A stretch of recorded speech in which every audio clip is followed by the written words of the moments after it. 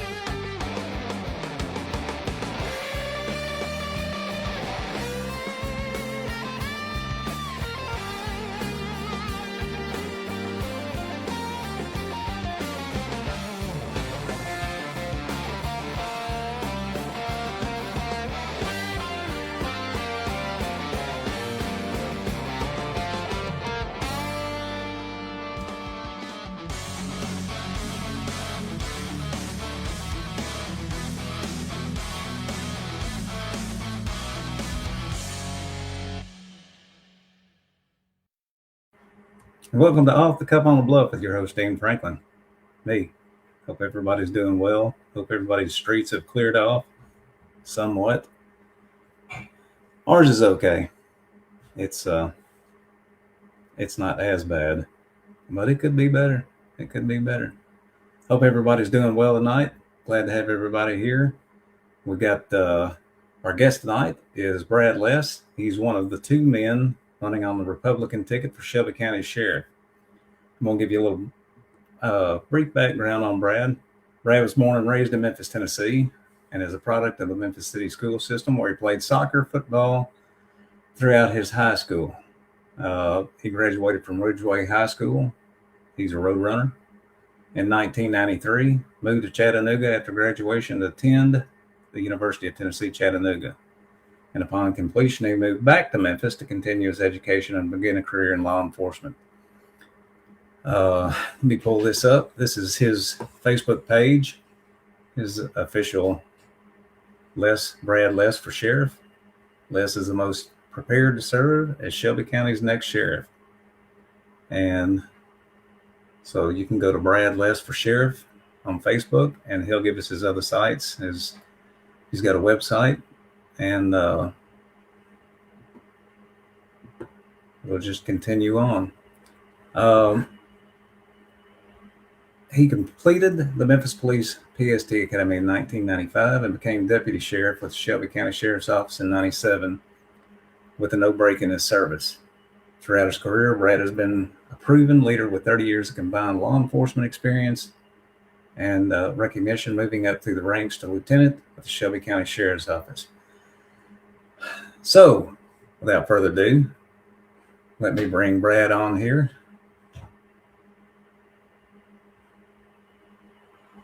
How you doing, Brad? Hey, Dean. Glad to be here, sir. Glad to have you. How you doing this evening? Man, I'm doing great. You staying safe, staying warm, staying out of unwrecked cars? That's right. Staying warm is a statement. 20 degrees outside. Today was a little bit better. It is today. I can see my temperature thing on my computer screen. It says 42, 43 degrees. So yeah, that beats 11 all day. That snow, that's for sure. So give us a little bit more background on yourself. I covered a little bit. Yeah. Well, let's say, going back to the PST days, I was a police service technician for 2 years in Memphis Police Department. And I transferred over in 1997 to the Shelby County Sheriff's Office and worked my way up to lieutenant. From there, in 2013, I joined the United States Coast Guard as a special agent with CGIS. I'm one of 150 agents nationwide in a very, very small group. CGIS, CGIS, the same thing as NCIS or CID in the military. It's a criminal background or criminal investigator. And under the Homeland Security, we have the authority to investigate crimes against the Coast Guard, against the United States of America, as well as investigating environmental cases. It just kind of goes along with protection of the Commandant of the Coast Guard. Each branch has its own military service that does the protection details. Well, I was in the Air Force, and I thought the Air Force got a bad rap, but I mean, when you hear people talking about the armed services and everything else like that, it's like Air Force, Army, Air Force, Marines, Navy, and you got some guy with the Coast Guard going, what about me? We're part of it too. Then you got the Space Force. Right. Right. Yes, I'm glad it's a great adventure. I've been all over the United States and on the government's dime, and it's a wonderful thing. So wouldn't trade it for the world. Well, good deal. Good deal. Now, how long have you been with the Sheriff's Department? So since 1997. So Okay. it's been several years. Combined service is almost 31 when you combine the two with the Memphis Police Department and the 28 with the Sheriff's Office. So worked all over the divisions in patrol and detectives, fugitive apprehension, did a little stint in courts, worked courtroom security, worked the facility security unit. I've kind of had a little bit of a background on all different places. I was a task force officer with the DA's office and a task force officer with United States Secret Service as well. Okay. Have you done a lot with this Memphis Safe Task Force? We have had an attachment group of FBI agents that came up to our unit in the beginning of the Memphis Safe Task Force. They were pretty strong. It's tapered off now. I think they're moving into a different phase from what I can tell. And, there's going to be an end date. But we need to keep something in mind, Dean. Keep in mind that Memphis has a second chance at something that's huge. And that's Right. a reduction in violent crime with a collaborative effort of law enforcement from all over, from federal agencies to local law enforcement to even the National Guard, who's playing an intricate role in this. When they're ready to hand the keys back over to us, are we going to keep that shiny car or are we going to drive it back in the ground? And I don't think they're going to come back and give it to us again. It's I don't know how many.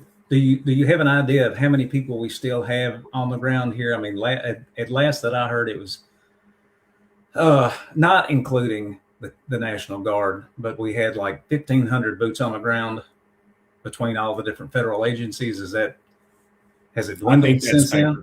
I think that's tapered off. I think the holidays had a big player in that. Right.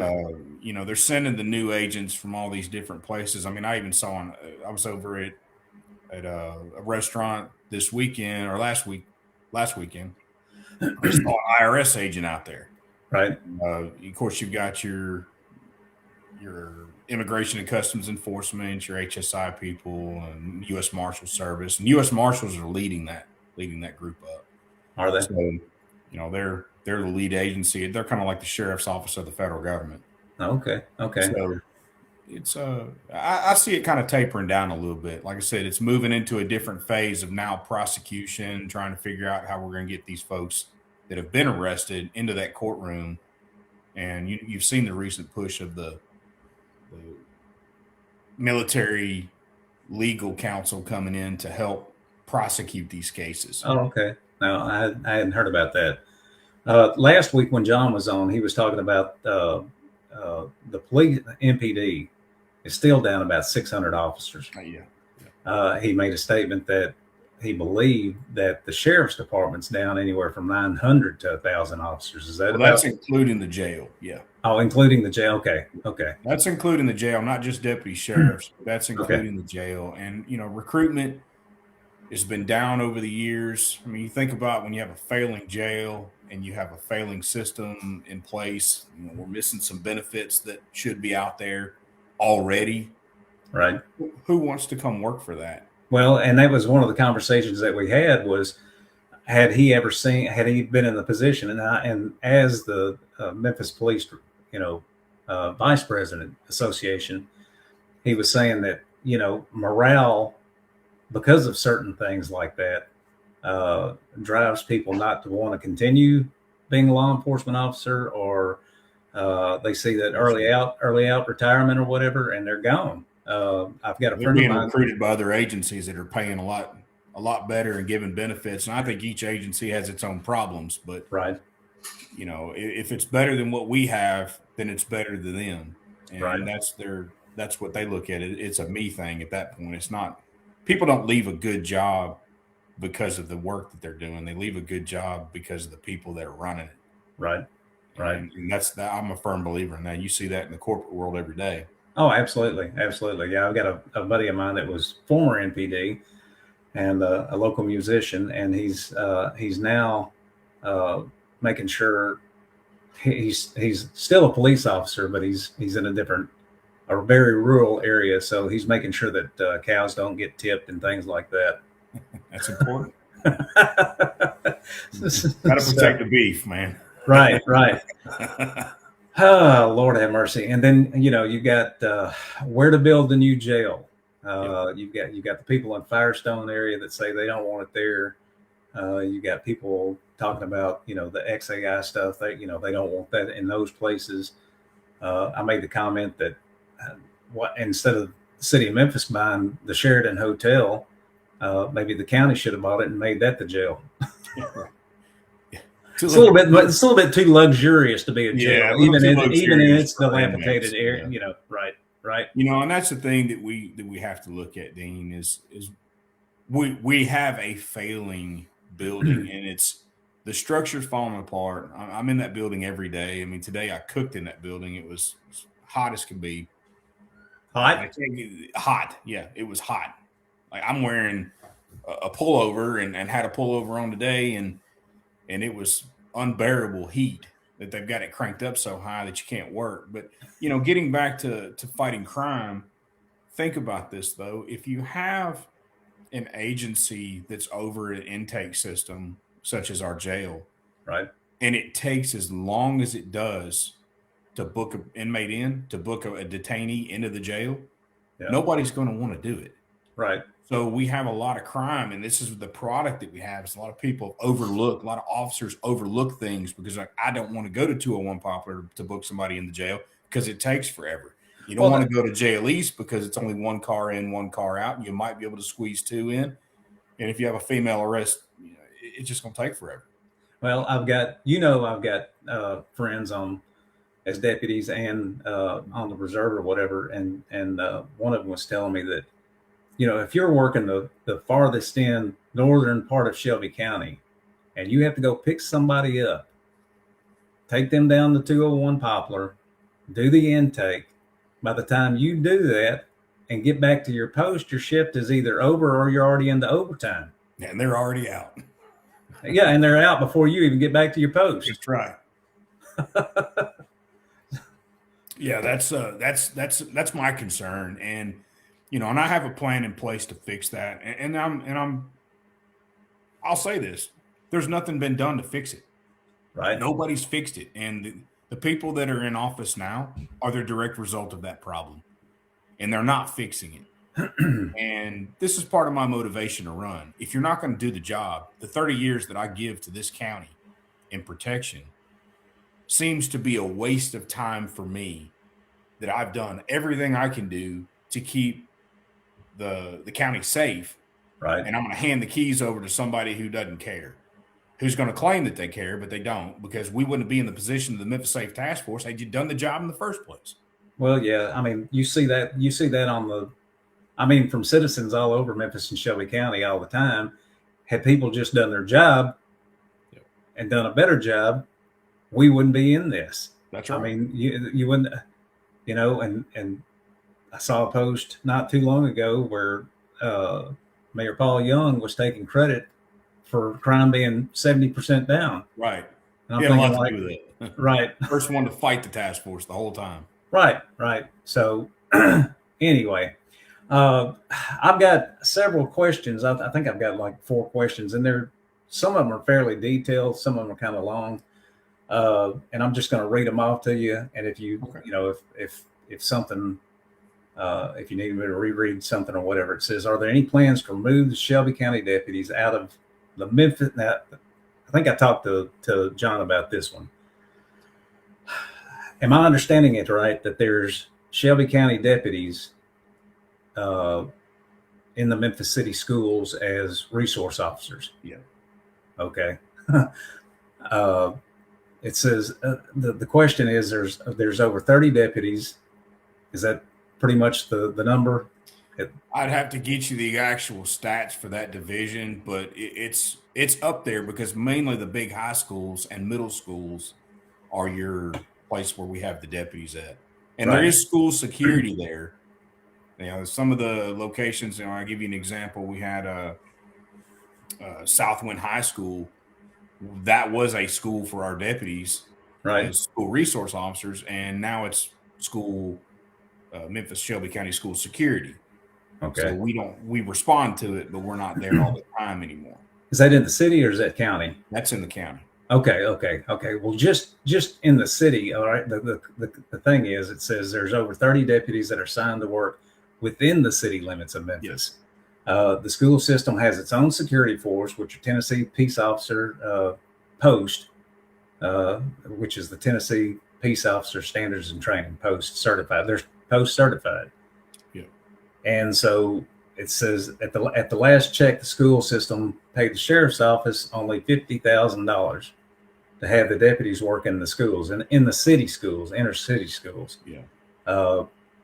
it says the amount does not even cover one deputy's yearly salary, No. which is around $69,000. Does that sound about right? Yeah, More than that? Okay. All right. So, a year totaling over $2 million a year. So the cost has to be paid through the sheriff's office budget. Is that correct? And here's the thing, the way that the county government's set up, they set us up to fail. And this is just my opinion. Any money that comes in ends up going to the county general fund, and that the sheriff would have to go and get that money back from county government. At least that's my understanding on several things. I mean, you got a lot of times where if we had a seizure, unless it fully states narcotics, which the narcotics division has its own budget, and then they have their own seizure plan in place. But when it comes to the schools, it just seems like we're at a loss here, because we have to protect our children, and we got to protect the schools. And I think that's what happened was the sheriff agreed at the time to take on this program. Right. And I don't think that they realized how challenging it's going to be, not for one, but each one of these individuals has a squad car that they have to take back and forth to work. That costs money. The fuel costs money, the uniforms, the wear and tear on the vehicles, the maintenance. And if the school board's only giving $50,000 back to the county, then we're essentially providing that service for free. It's not even a drop in a bucket. Is that taxpayer? Is that taxpayers' money? Oh, I'm sure it is. I mean, if it's a school, there's nothing government funded. Everything's taxpayer funded, correct? That's right. Yeah. So, without having that pulled up and actually giving you the full details of the budget and each line item and how that works, memorization doesn't have that there for me to give that to you. But, I know that is taxing, because it drives our statistics up, because we're the ones taking the reports. These are mostly assaultive offenses, so it drives the assaults up for the county, because we're into that program. Now, we pull out of the schools, and aggravated assaults probably drop 50%. Because these are kids that are pulling guns on each other, or pulling a knife, or hitting somebody with a pencil. I mean, they'll stab each other with pencils in school. But when it comes to manpower, we have one of the largest recruiting pools that we could pull from is United States military. Oh, absolutely. And, there's agreements that could be in place there. There's recruiting for other agencies. I saw a video from Texas, and it was a used car commercial. I don't know if you've seen that or not. You'll have to look it up, but it is quite comical, but they're on point with their recruiting. Huh. Well, I mean, again, that's another thing that me and Melanie, my wife, talk about. You've got guys coming out of the military that have spent, 8, 10, 20 years in the military, especially if they've been if they're combat veterans, trained in this, that, and the other, should be able to roll whatever service they've got in the military into law enforcement. Most of them have already done it, because, you got MPs that are in there. They've already got the police training, the basics, the fundamentals of training, how to make a traffic stop or effect an arrest or protect yourself or handle a firearm, whatever it is. But, learning the laws and things like that. The biggest concern is the PTSD that comes out of the military. You got to make sure that they're fit for duty, that you don't have, somebody comes out of the military and is a little too strong-handed. So I can understand it. I can understand that. Is there a plan of action in place to return, if you can get the deputies out of the city schools, and let the city schools take care of their own, with their own post officers? Is there an action in place to get these deputies back out on the streets? Due to it's, if it is 30 officers and you're short 900, well, you said that encompasses everything. Yeah. How many actual deputies, car that ride around the county and everything like this? How many, about how many deputies are down that way? that You know, actually looking at the patrol them? last statistics on this, it was close to a couple hundred. But when you're looking at pulling them out of the schools, the school system for the SROs is one of the largest units that we have. So I think it's more than 30 deputies. I mean, I think we have a lot more than that. It's closer, I think, maybe even 50 or more. But when you're looking at pulling those deputies back, absolutely, if they can take it over and give it to a law enforcement entity. My understanding is school security is not law enforcement. They're not post certified. They are security guards. So they're not police. So Okay. they can detain, and then we would have to have law enforcement respond to the school. The key to the SRO program is the student safety, and that is, if an active shooter is respond, you have a response team, you have a deputy that's already there, a police officer that's trained, Right. that's not going to run away from a gunfight. They'll run to it Right. and effectively keep the children safe. That's the goal. Right. I like having the deputies in the schools, for one, because if they're interacting properly in the school, then you're getting a good rapport with the kids, and they'll tell you things that you'd want to know as a deputy sheriff that you can pass on other information. Right. So I like the program.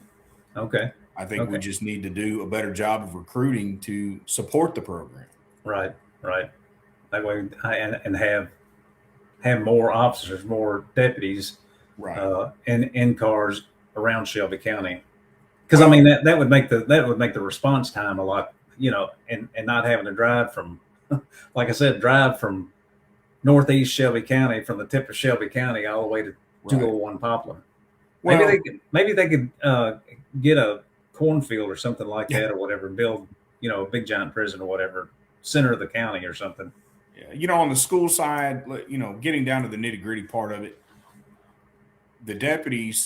having the deputy sheriffs enter city is not a bad thing. All right. The community pays the taxes for the county. You're paying city and county taxes. You should have that service of the sheriff available to you.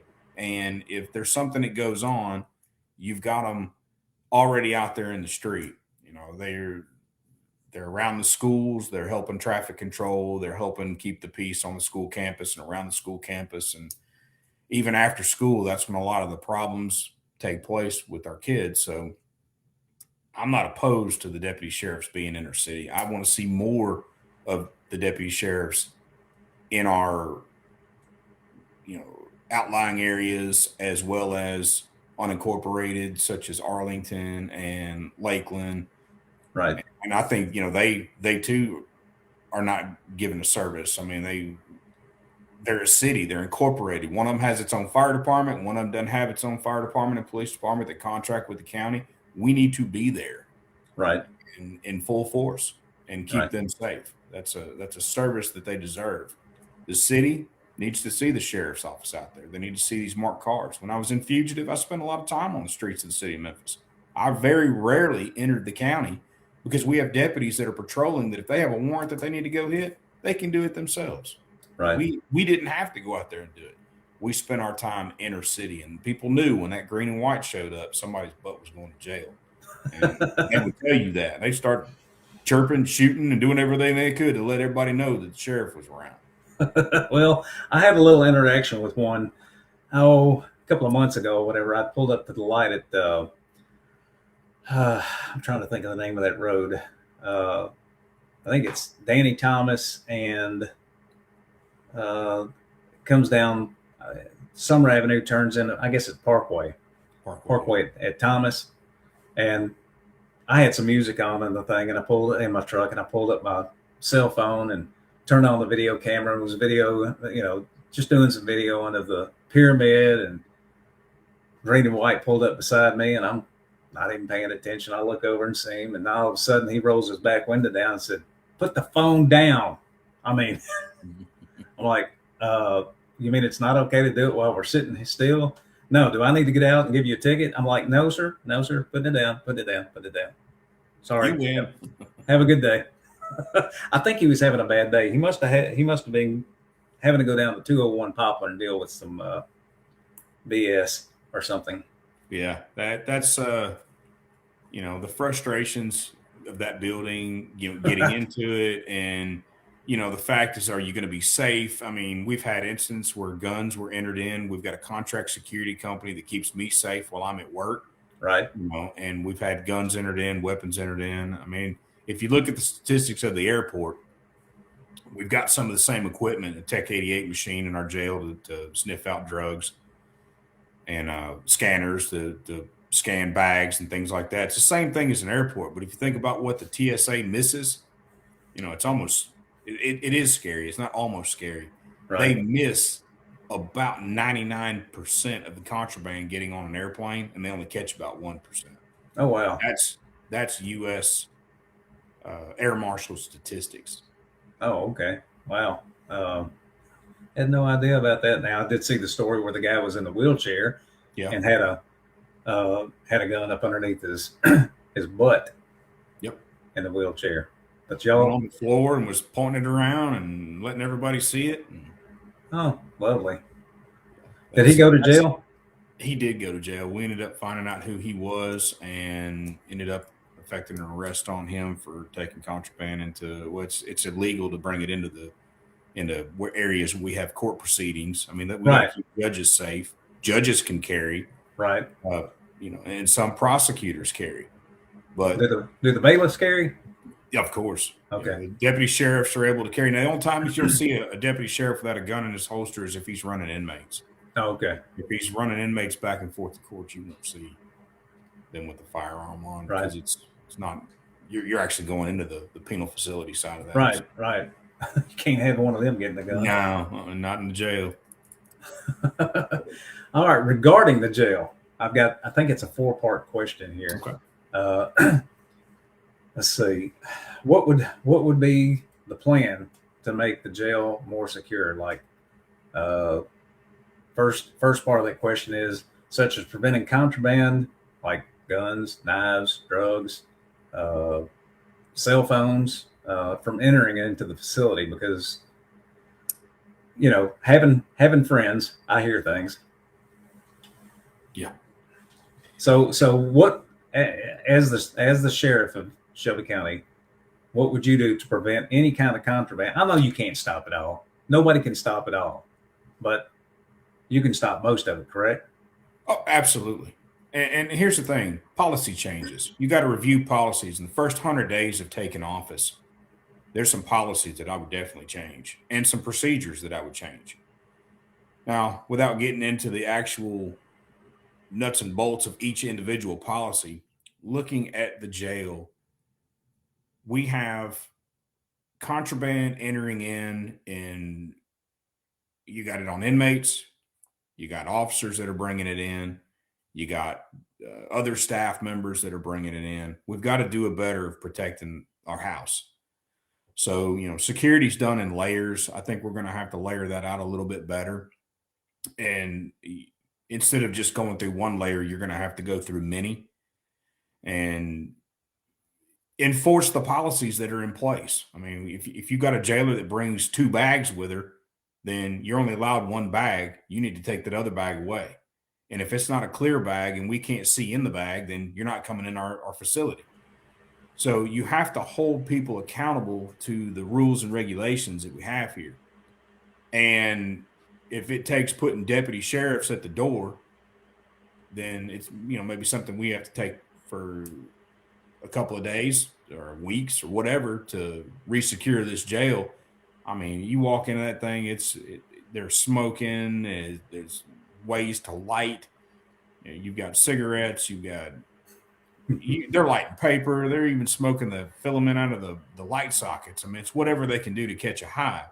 Oh my God. I didn't know that. I didn't know that you could pick the white powder off of a light bulb and get high. But they can. All right. They find ways. And one of the things that we look at, fentanyl has no odor to it. You can't smell it. You can't see it. You can see it, and I'm in minute granules of it, but it's not coming in that big. Like, they're not bringing bricks of cocaine into the jail.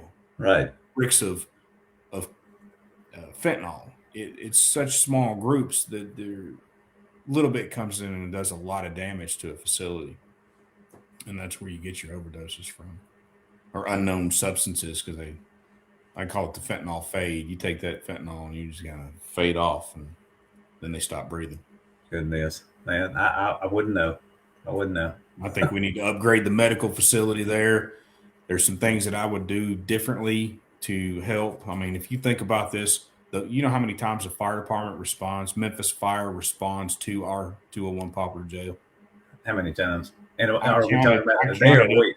17 ambulance response from a 1 week period that was 7 days. And some days we had 3 and 4 at one day. And that's a strain on the fire department. It's a strain on the citizens, because if you have a family member that's needing medical treatment, and our ambulance is at our jail, and they've got to go through a screening process. It takes a while to get them in. Then they've got to transport to Regional 1, and that's where the contract is, or Baptist Hospital.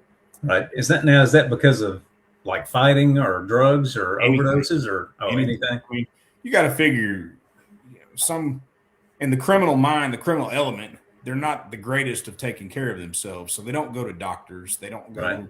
They're not health conscious for the most part. And you've got a lot of heart disease. And that's, I mean, I can't put every death that we had that I've ever investigated on a drug overdose or a contraband.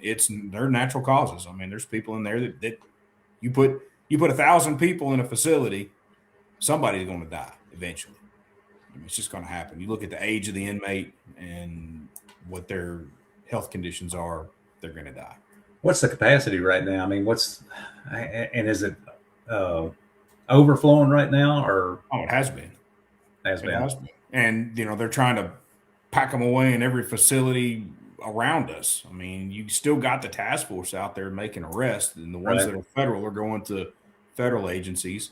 But for the states, the state arrests that are coming in, you got Tennessee Highway Patrol, you got other state agencies, other law enforcement agencies that are local, the sheriff's office, the police department.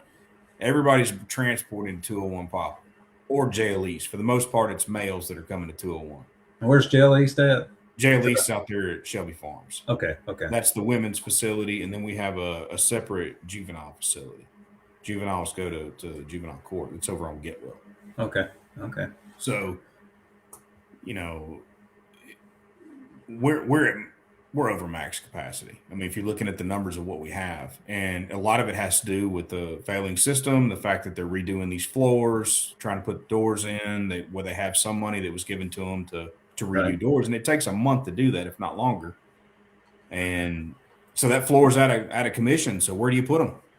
We've got them housed at the penal farm. We got them housed at other areas. I mean, and the classification is you can put somebody with a non-assaultive offense with somebody who's got an assaultive offense, and drug users with drug abusers, and right. The ones that are selling, the ones that are needing. And if you put the needs with the wants, then you're kind of giving them a catalyst to, you're feeding the fire. Right. And that was the next thing anyway about the doors. I mean, I'm hearing some of the doors don't even lock anymore. Right. I mean, you can close it, they open right back up. You've got inmates just walking freely about the floors and doing whatever they want to do. And that is a huge concern for the jail staff that's there. It's a huge safety concern. The area that they have a lot of these inmates in is like a big dormitory. It's bunk beds where you have 2 inmates sharing a bed, top and a bottom bunk. Right. They're squeezed together. They have anything and everything that they need right there. And it's wide open space.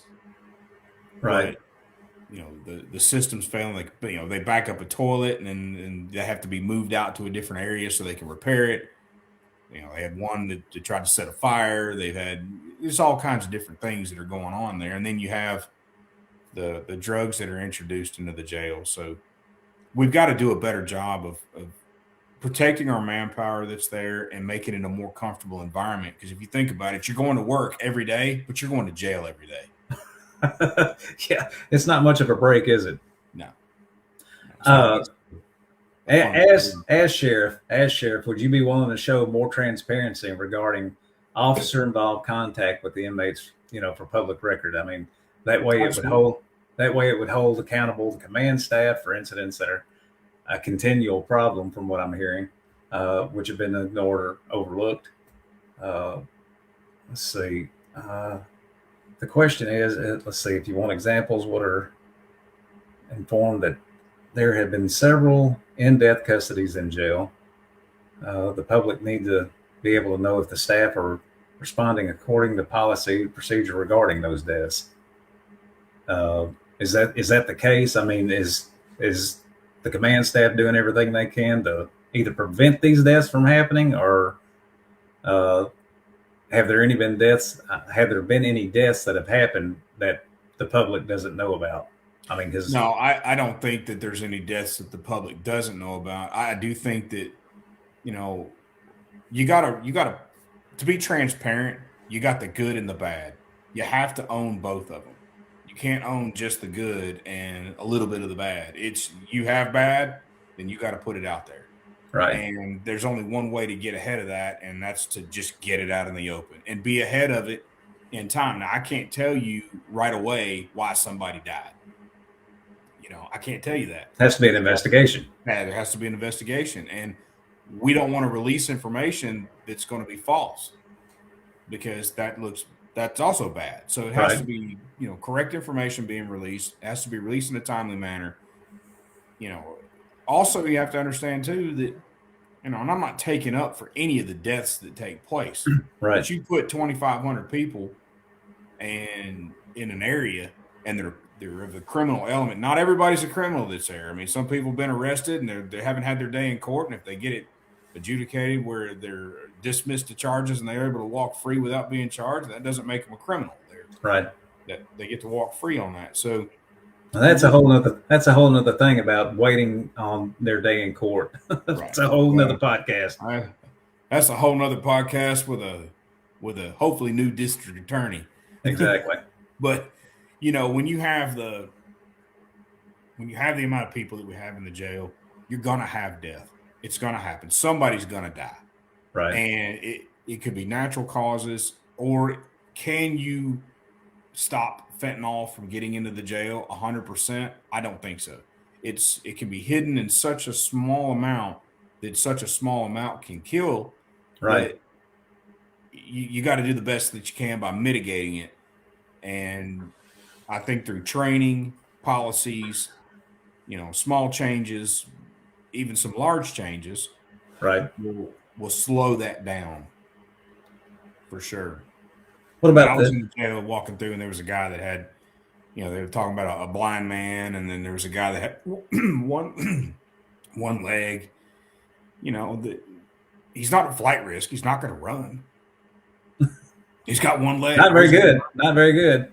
So, I think we need to do a little bit better job of figuring out where we're going to put these individuals, and maybe a different facility that's more of a little minimum security, that they're not flight risk. We can get them a lot of Zoom calls. I mean, you got computers and the age of technology where we can hopefully get the judges to process these a little more on a Zoom call. I mean, I know they didn't want to come in and work the weekends because God forbid we stop golf, but college football, football playoffs and things like that. Yeah. Right. Get somebody in there. If you're going to use commissioners, use them to do Zoom and put them in a low security facility. Right. It's more updated, that we can put these people that are, not going to be flight risks. Right. Let's house the worst of the worst at 201 and not just everybody and anybody. Are there a lot of cameras inside 201? I mean, there where the inmates are in? And they're being updated gradually, but again, that takes money. Yeah. And then we need to look at, well, what are we doing with the building? Is it our building or is it the county's building? Is it our money or is it county IT money? The jail, I think, we're pointing fingers at each other on money. Right. And I mean, we still have to go beg and plead the county commission to allow us to purchase anything over $50,000. That needs to change. I mean, inflation has caused things to be higher than $50,000, and now you can't buy pens. Now a pen costs $50,000, whereas we used to be able to buy that on our own. Right. So, right. I think there's some things that need to change that would, with a new form of government, with this election coming up, it's very important. And I'm going to throw this out there for the listeners that are there. You have to vote. You cannot sit back and say that you're not going to vote. If you don't get out there and let people hear your voice, then you're not heard, and you're going to get the same thing that you got already. And your questions are not being answered because you're going to ask the same questions to the next guy that's there, and they're not going to do anything. Right. Same song, second verse. Exactly. What about the logbooks properly documenting like issues regarding inmates' mental illness and things like that? Their physical well-being. Are those being kept up? They do have a system in place to record, programs that they can enter in records to, and getting everybody on the same page with mental illness. I mean, a lot of the jail population that you have in there has some type of mental illness, right? Or substance abuse or anger issues or whatever it is. I mean, they all need to have some type of treatment process starting, whether, they're convicted or not convicted. I mean, they ought to have that opportunity to start slowing that mental illness crisis down. I mean, there are people in there that are working on it. I think we need more. Let's see. Okay. Are all your officers, well, as if you become sheriff, are all officers, law enforcement, deputy jailers receiving annual reviews of policy and procedures of the sheriff's office? I mean, is that an annual deal? I mean, everybody from the lowest secretary, I guess, to the, everybody. Well, that's one thing I can say that we've always done, and as far back as I can remember, is policy reviews. Now, are they changing them in the right place and the right time? I don't think so. Again, we have policies that need to be changed and updated to better help us do our job. Every deputy sheriff has access to the policy. Are we holding them accountable? I don't think we're doing a good job. I don't think that the accountability of going out there and looking at these policies and just signing off on them and knowing what they say, because there are several that have hundreds of policies that they haven't signed off on. We've even got command staff that aren't up to date on their policies, but they're going to be the ones pointing the fingers at you going, you don't have your policy signed. So I think but they're not going to blame. They're not going to say, well, I mean, that all falls under that rules for thee, not for me. Right. And that's unfortunate that we have that, but I think that's in any facility or any corporate that you work at. You have to hold your people accountable, and you got to be accountable to the decisions that are being made at the top. And I'm finding that a lot of this, no decisions. I mean, you cannot tell me that it takes the longest time of ever to, let's just take hats. A hat policy or a beard policy. Right. We're fighting each other over beards, and we're setting up the lying mentality to go lie about it, to say, I need to have a doctor's note to have a beard because the current sheriff doesn't want to have beards because he doesn't think it's professional. Every agency in the country has beards.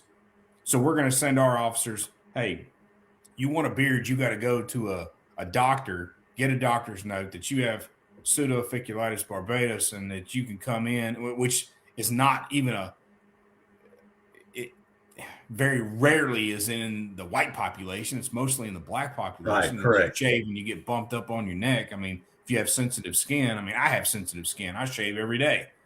I use a cream or a gel to put on my face after I shave, and I don't have that problem. Right. But why am I going to accept a letter from somebody who came into the academy who didn't state that they had an issue in the beginning, and now all of a sudden, well, I want a beard, so I'm going to go lie about it and get a letter, and every 90 days I'll just submit a letter saying I got a dermatology problem. Well, you didn't tell us that at the beginning. I'll tell you what, Brad, I don't care if they've got a beard I don't either. If they're clean shaven, if they're, this is going to sound weird, half naked. If I'm in a situation where I need a sheriff's deputy at my house 5 minutes ago, I don't care, beard or no beard, I want them there. And I've asked that question. Tattoos or no tattoos, I don't care.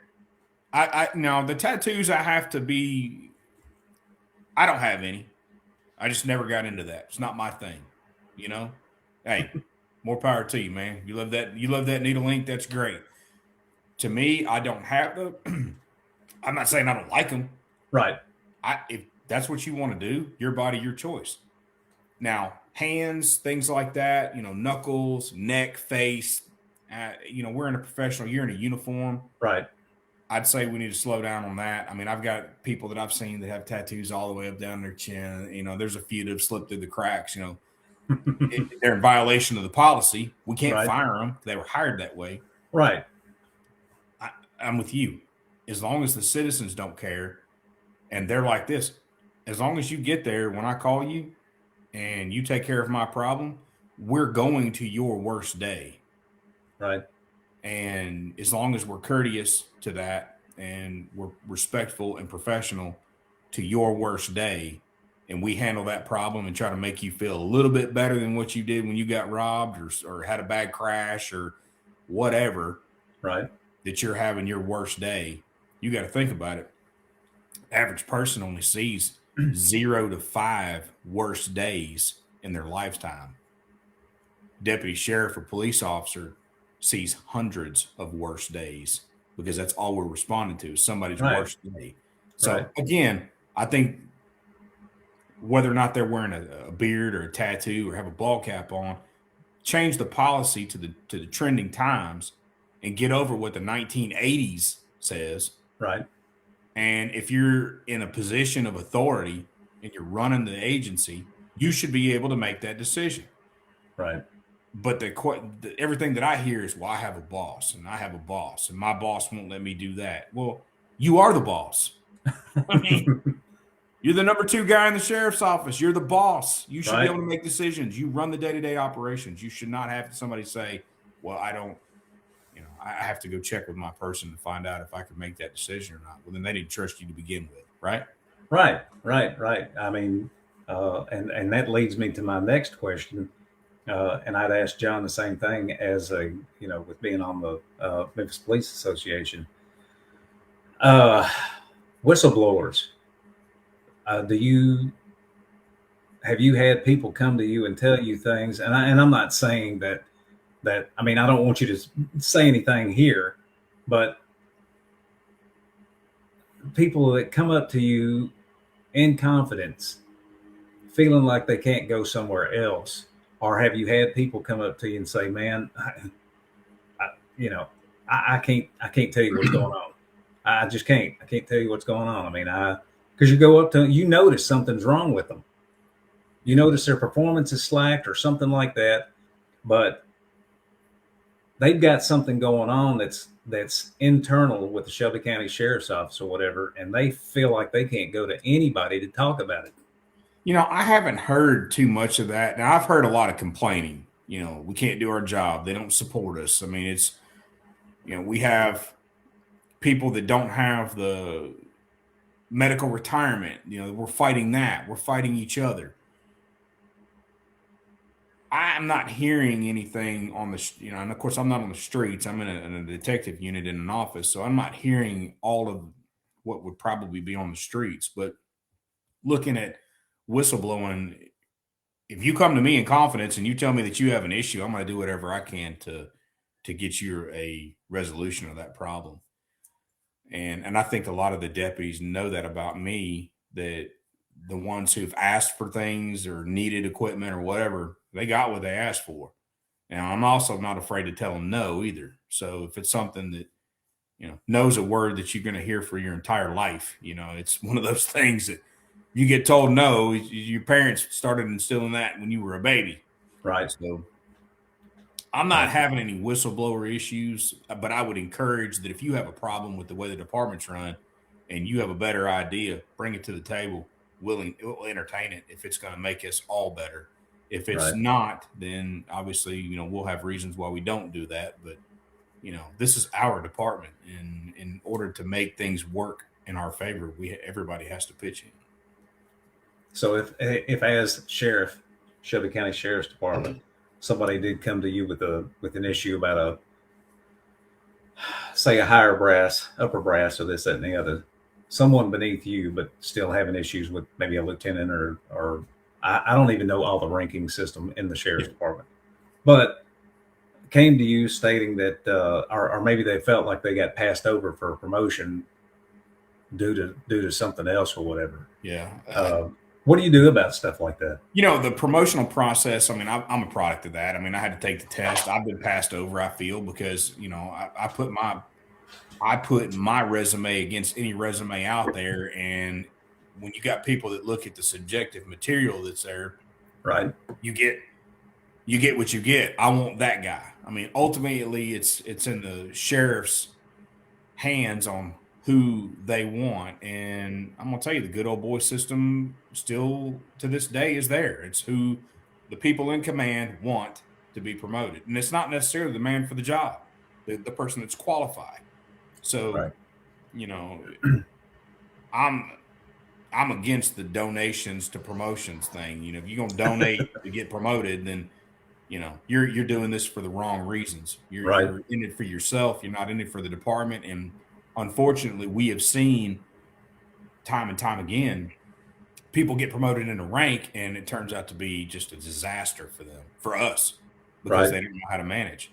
So, I think redoing that promotional process is definitely on my list of things to do, because it needs to be more. You need to start grooming your next rank, and from patrolman to sergeant, sergeant to lieutenant, lieutenant to captain, and so on. Those are your promotable, testable ranks. Once you get past captain, it's appointed. Okay. So then, you're really at the sheriff's mercy, or the chief deputy, or whoever it is that's going to recommend you.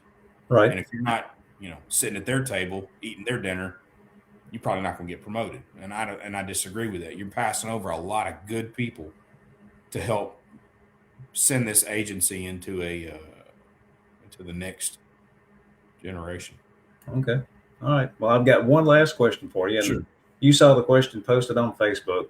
Yep. The Hughes v. Lee. Do we now have constitutional carry? What are your thoughts, your opinion on does Tennessee have true constitutional carry? When it comes to parks, and I think this is where this comes in, is parks and government buildings and people wanting to carry their firearms wherever they please. There's a certain position that I take on that. I am a two-way carrier. I carry my firearm with me. I've carried it into a school before, and because I'm a law enforcement officer and I'm exempt from that. I mean, I carry a gun every day for work, and I carry it off duty because I run into people that I see from work. Right. So, there's a time and a place to carry. If you're trying to carry into 201 Poplar, you're going to be stopped at the door, because that is a gun-free zone. The only guns that I want in 201 Poplar are my deputies. Right. That's it. Or other officers that are going to court. Now, if you're going to court on your personal case, think about this. You're a police officer, you get involved in domestic violence, and you carry a gun into the courtroom. Could that turn disastrous? If you're a citizen and you're going to a court case in the 201 Poplar area, and you're going to carry, and I want my rights to carry in that building, and you're going to go face your accuser with a firearm on your hip, could that be disastrous? Absolutely. Right. What if you go to the bathroom and you drop your firearm on the floor because you have to go to the bathroom, and you leave it there? That's a problem too, and that's happened. So, there's certain things that we don't need to carry firearms in, especially events that are gun-free, such as, fairs, things like that, where we're checking people at the door and law enforcement presence is there. Yeah. I mean, if they're allowing it, great. If it's a specific event, such as a public speaker, and we're saying, that because of federal laws that are there, the Secret Service doesn't want to have people with guns carrying other than the people with Secret Service carrying the guns. Right. I get that. So parks, I would say, parks to me is like national parks, and things like that. Well, I mean, I can understand, I can understand carrying in certain places, and I've always, I mean, I know it's Hollywood, but you see in certain shows where, and I'm sure maybe at one time America used to be like this, but you've got a court date, you go to court, you're carrying a gun, I mean, to me, any building or whatever, and of course it would take resources to do something like this, cost money and everything else like that. But if you had a gun check, like lockers, like at a bus station or something like that, the small lockers where you could check your gun, have them put it in the thing, give you the key, go about your state, county, city business or whatever, get done, come back down, hand them the key, and get your firearm back. It would keep people, this is just my opinion, it would keep people from leaving their guns in their car. Yeah. And Dean, here's the thing on that. You got people that don't have, you got people that carry that have never been to a class. They're self-taught. They go in there. They don't know how to handle that firearm. They're wearing unapproved holsters. Right. In my eyes, unapproved holsters, no retention. Putting it in your pocket or in your purse without putting it in a holster. Right. You're running the risk of, well, you're coming to my building and I'm not going to let you in with a firearm past a certain point. So that means you have to pull the firearm out and make it safe, which that could present a problem. Well, I can see that too. I can see that. You have inexperience here. Granny comes in with her little 2-shot in her purse that she's carried for years, and she doesn't ever pull it out. It's caked up with bubble gum. Next thing you know, bubble gum and dust and lipstick, and then she's got to pull it out to come in the building to be a juror. Right. And so, to me, leave it at home. I think that's the best bet. Yeah. Or have a safe in your car. It's your responsibility to lock your weapon up. I've got gun safes in all of my vehicles that are the ones that you can buy that fit under the seat, that wire tie to the frame of the car, and everything. If they want it bad enough, they're going to get it. Right. But at least I've done my due diligence to protect my firearm. Right. But to wear that in a building where firearms are prohibited, that's there for a reason. We have inmates that are being transported from courtroom to courtroom. Right. They are free inside there. I don't think that 201 should be a place where we need to have two-way carry. If you want to carry around the building outside in your car, hey, feel free. But you're not going to come into a building that's controlled by law enforcement. Right. I don't think that's a right that you should have. We should be able to say no. And I think it's for your safety, because the only people with guns that I want to have out there when we have a problem, because I don't know your capabilities, are my deputies where I know I've trained them. Right. So the guy that went in with Tammy Sawyer had no reason to be in the courthouse with his gun, regardless if she was getting death threats or whatever. Look, that whole thing was handled by inexperience. You have a person there who has authority but doesn't have authority over you. She's an elected official, but that doesn't mean you work for her. You don't. Right. And you handle that citizen in a sense where, okay, so she picks up the phone and calls the sheriff. If he had done his job right, he would have said, hey, I'll be on my way. I'll come down there myself. Right. And look at the scenario, and then advise as a law enforcement, or send the chief deputy, or send somebody who has the authority and the ability to make a decision that you support and you back. Right. Instead of, hey, okay, well, I'll talk on the phone and talk about it, and then nothing happens. So show your presence. Well, on this Hughes v. Lee law, it was the two things that it was about, and and I'm just, the name of the show is Off the Cuff on the Bluff, so this is kind of off the cuff from what I've read about it and talked with other people about it or whatever. But Basically, there were two laws that a three-judge panel was taking a look at. These laws were enacted in 1867. They were Jim Crow laws. All the Jim Crow laws, I mean, from what I understand, Jim Crow laws were put in so that Black Americans, Black law-abiding citizens, couldn't carry weapons, couldn't do this, couldn't. It was just to hold the Black American down. And so, fast forward 2025, and these laws are still in effect. One of them was to go with the intent to go armed, and that wasn't just a handgun. That was a club. That was anything that could be construed as a weapon. Right. That was one of those. The other one was carrying in parks and this, that, and the other. Well, the three judges ruled that those two laws on the books are unconstitutional and they need to be stricken from the laws. So what happened was, with them deciding that, and I don't know where it's at right now. I think it's still kind of up in the air because Jonathan Skrmetti, the AG, who's an appointed position, and Governor Bill Lee both decided that they wanted to appeal the decision. There were several senators, including Senator Brent Taylor, hand-delivered letters or stood on the floor and said, y'all don't need to appeal this. Let's let it lie. Let it go. They appealed it anyway. So, I mean, so I'm basically breaking the law every day because I live in Memphis and I am not leaving my house without my weapon, period. Neither. And I've been to the classes. I did it whenever I lived in Hernando, went through the class through there and had my license. And I mean, whether it's my opinion that a license is just another tax.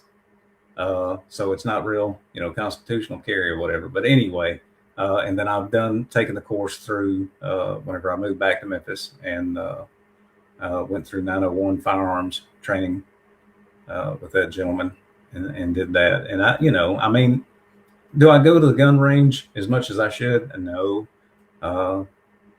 But, I practice my draw. I do certain things that I need to do to keep that muscle memory going. But, I mean, that's just,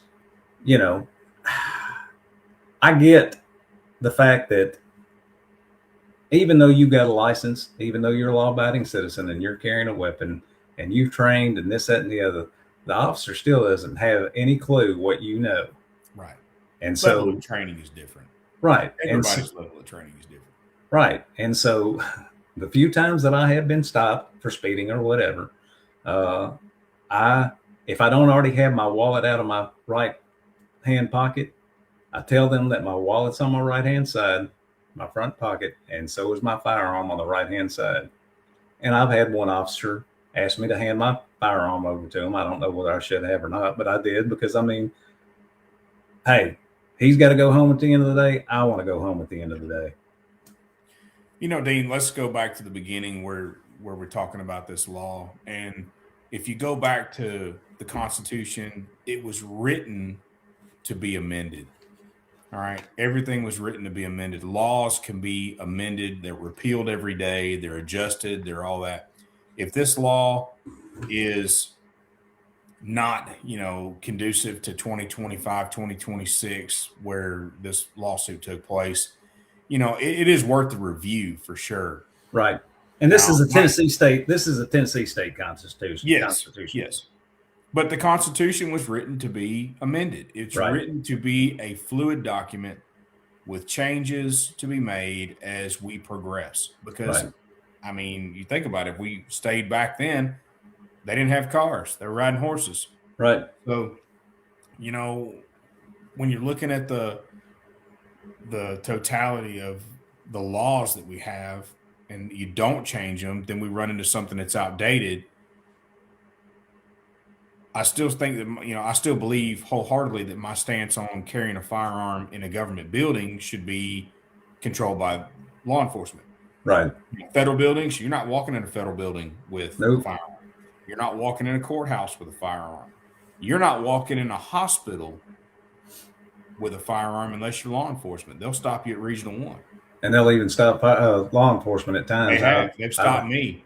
They've stopped me. Right. They've told me I can't carry my. Now we've worked through some of this over the Right. years where they understand that, we're not going to relieve ourselves of firearms because we are the law enforcement authority. They are security. We have the higher authority. We're there investigating a crime on official business. I'm Right. not going to give up my firearm to go in your hospital. No. So we've worked through some of that. Parks, things like that. That's when you have to write the law. If you discharge your firearm in a state park haphazardly and you're caught, hey, you might lose your rights to carry. Right. Because you're not responsible. If a judge tells you can't carry a firearm anymore because you weren't responsible with it, because you fired off into the, thinking that you're at target practice at a state park, well, I mean, that's a decision that you made, and you got to live with that. But there's consequences. So, right. I got you. I do think that there could be some changes there. Okay. All right. Well, anything else you want to add to the end? I'll give you the last word. All right. Well, look, Dean, I appreciate you having me on, and hopefully all the listeners got their answers to their questions that they were looking for. The sheriff's office is, it's been around a long time, and I think that I can make it better for everybody with policy changes, my plans and programs that I have developed, that are in here that haven't come out of here yet because people like to steal your content. But just remember, less is more. That's my logo. I've got signs that are out that are going to be distributed through a lot of different business locations and people that have agreed to put them in their yards. And I'm going to say this: you got to get out and vote. If you don't vote, your voice isn't heard. And this is a critical time. Memphis has a second chance. Shelby County has a second chance, and let's capitalize on that. Let's make it work for us and not, putting somebody in office because of how much money they raised. Right. I mean, that doesn't mean anything to me. That tells me you're bought and paid for and they're controlling you. Yeah. Let's put somebody in office that can make a decision. Okay. Right. So, Brad, I appreciate it. I'm going to send you backstage and you're free to go do whatever you want to take care of. And I'm going to wrap it up, and we'll see what happens come May 5th. Yes, sir. Thank you for having me. Thank you, sir. You have a good evening. You too. There you have it. That was Brad Less for Sheriff, Shelby County Sheriff. He's got a lot of good ideas. He's got his plan in place, and he's not wrong about getting the vote out. If you're a Republican voter listening to this, or if you have Republican friends that don't watch podcasts like this or don't follow the news or anything like that, voting matters. Voting matters. You're not, if you don't vote, then you're giving the other person the vote, and you're also silencing your voice, and you can't silence your own voice. I mean, if you don't vote, you can't bitch about it, about who comes into the office. I mean, if you're wanting a specific person because you believe in their values and trust them, no matter if they raised $5 billion or if they raised $5, vote your conscience. Don't vote because somebody else told you to vote for this person. Do the research yourself. I mean, that's what I've done with this podcast. I mean, the two guys that have been helping me the most, Chase and Daniel, they have, because of some of the things that I've watched on their podcast and because of some of the things that you have told me over Facebook Messenger and Facebook posts, things I've seen in Facebook posts, it makes me want to research. And there was something today that about the three candidates for the governor, with what somebody was asking a question. Well, what has money done? Well, all you got to go is to a particular website, and I can't think of what it is right now. Let's see if I can pull it up real quick.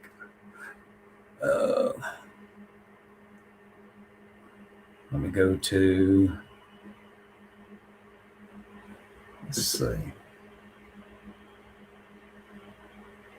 This right here. If you go to, you type in the Tennessee General Assembly, it's waap.capitol.tn.gov. You can see what each of the legislators have done. You can see how much work that they've done or how much work they haven't done. So I implore you, I'm 61 years old and I've hated politics pretty much all my life, but I finally had to start doing something about it. And this podcast is one of them. And I've learned a lot. So do your research on the people that you want to be in office, to represent you. Do that. Don't take somebody's word. Don't take somebody's word for it. Do your own research. And kind of make it a game. Kind of make it a game. I appreciate those that showed up to watch this. And next Monday night, we're going to have Patty Posel on here. She's going to be talking about the Shelby County Election Commission and how to become a poll worker, a voting poll worker. Let me make sure I make that perfectly clear. I mean, not the one that's down here at the corner of a Summer and White Station, not that kind of poll worker, and a poll watcher. And we'll find out from her why it's so important to vote, to get the vote out. I appreciate y'all. Y'all have a good evening. Take care.